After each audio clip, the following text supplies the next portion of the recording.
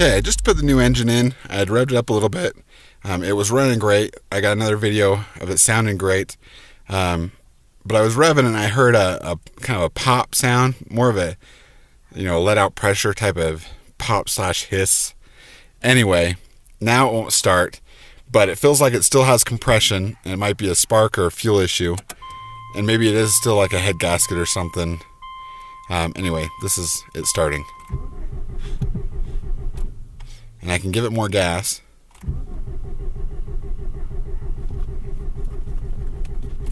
No change.